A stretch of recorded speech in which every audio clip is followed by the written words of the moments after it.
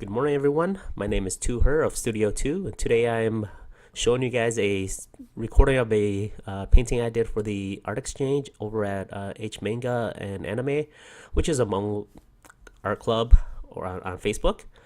And this art exchange is for Tao Vang. Shout out to Tao. He wanted a cool character pinup with a cool looking weapon, and that's initially I had sketched this out on paper first and then redrew it in Photoshop.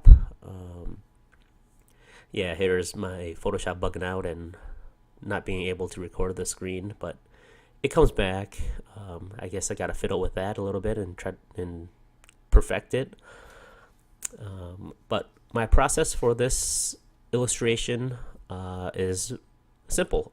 It's just sketch, line art, base color, and then I separated each element, like the clothes, skin, and hair, on different layers so that it's easier to edit out and change later. To choose the colors for the skin tone, all I did was pick a hue that was close to what I wanted, because you can always shift it in Photoshop later, however you want it. And you could just do it for a certain layer, so just keep everything on a separate layer so that it's easier to change later. Photoshop is bugging out again, and just working on the hands and trying to get that storyline to play out for her, because she's a dyer and her hands are stained from working with the blue dye that is specialized for her particular family. And all I'm doing now is just rendering out the skin and clothes and making sure that it's how I like it with the lighting. Simply just getting the light source to read that it's coming from off camera to the right of her. And what I'm doing now is just flipping the canvas horizontally so that if there's any mistakes I can see it. I do that quite a lot, flipping it vertical, horizontal, just to check my drawing to see that it still reads correctly, even at a different angle or a different viewpoint. And here I go changing up the face, the mouth structure again, because I didn't like how I had initially drawn it. It was just too big and didn't look bone enough, so I'll keep continuing to change that, and as I work on the character some more. What I just did there was I took a white layer, dropped the opacity so that I can still see what was underneath, and redraw the face.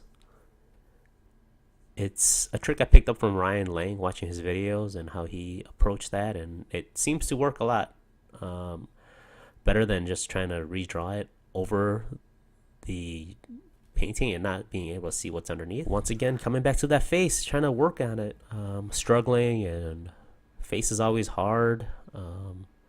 It's the number one place where everybody looks if there's a face, so it's got to look right. If it doesn't read right, you got to change it up, because everybody can tell if a face looks wrong.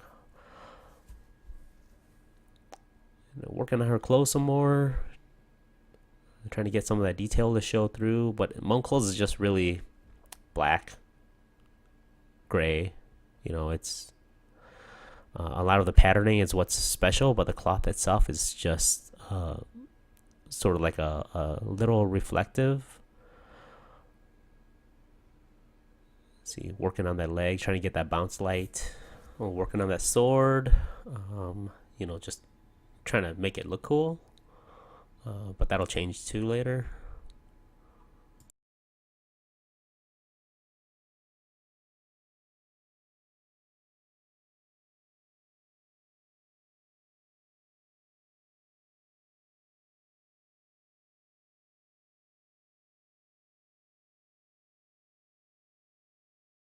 Fixing the face again, redrawing it, reworking the lighting, make it more coherent. As you can see now, the hand is blocking her face, and I really liked how that looked when I sketched it in, so I kept that one.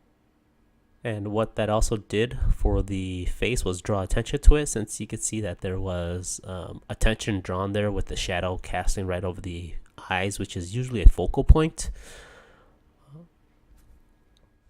And rework the sleeves of her clothes. Now, I had seen sleeves like this on a reference photo from the internet. Show these stripes, these sort of like these flower Hmong tribes that are from, I think it was Vietnam. And so I really liked the texture it brought with the horizontal. And here I'm working on the belt, also doing some designs with the lasso tool, just so I can get some very nice, clean, straight edges. Now I'm working on the necklace and deciding that I wanted this build-up motif, like rings. Cleaning up the hair, trying to make it read like hair and not just a piece of rope. Working on the toes, getting that light to sort of shine through and filter through. Here I am changing that sword that she had into a scythe or a machete type blade that the Hmong used to harvest rice with.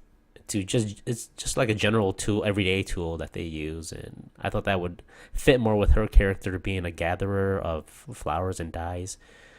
Here's the sheath type block that the scythe machete can fit into a slot in the back, and it just hang there freeform style. And I saw this from a video, and I really like the design and the simplicity of it for such a weapon, a curved weapon. I added the sash, or the front part of the belt. Finally working on those hands, detailing, rendering it out. Hands are not easy, they are very hard. So many parts to a hand, and so everybody struggles with it, so saved it till the end, of course. Here I'm shifting the background, changing it, making it a smoky dark sky filled with some fire and ember, which draws your eye to that corner, saying, hey, there's action over there, so look over there.